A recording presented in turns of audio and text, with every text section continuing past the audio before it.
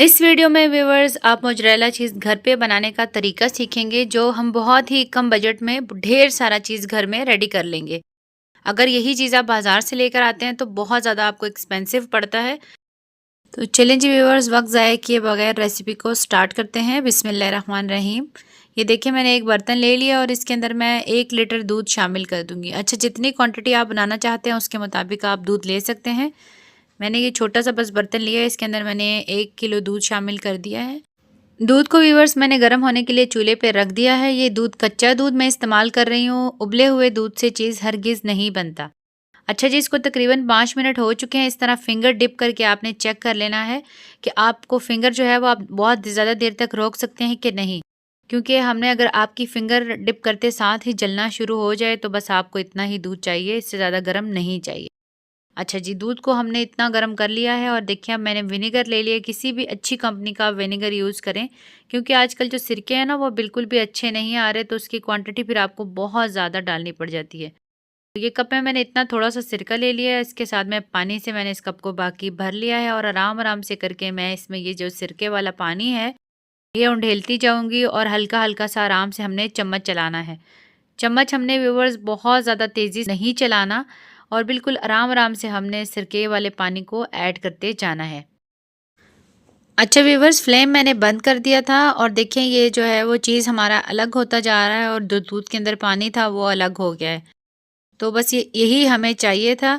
तो इसको हमने जो है अभी किसी स्ट्रेनर वगैरह में आप इसको निकाल लें। देखिए कितना ज़्यादा हमारा जो है वो चीज़ बना है।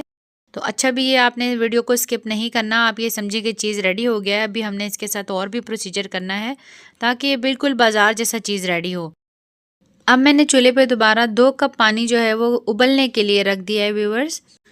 और ये जो चीज़ हमने छन्ने में डाल के रखा था इसको अच्छे से हिला हिला के सारा इसका जो पानी है वो हमने ड्रेन कर लेना है।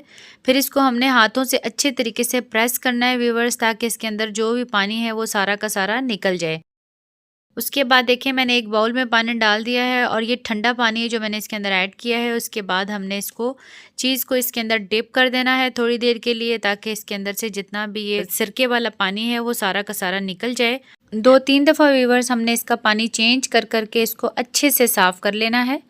अच्छे ये देखें इसको अच्छे से मैंने साफ़ कर लिया है। उसके बाद ये जो हमारा पानी हमने बॉयल करने के लिए रखा था वो भी हमारा पानी बॉयल हो चुका है। तो अब हमने इस चीज़ को इस गर्म पानी में शामिल कर देना है। इस स्टेज पे आपने एक ख़ास चीज़ का ख्याल रखना है कि इसको आपने ज़्यादा देर तक के लिए डिप नहीं करना, जल्दी जल्दी से बस हमने इसको डिप करना है और इसको हिलाते हुए हमने इसको दोबारा से इस पानी से निकाल लेना है। ये प्रोसीजर आपने व्यूवर्स 2 मरतबा कम से कम करना है।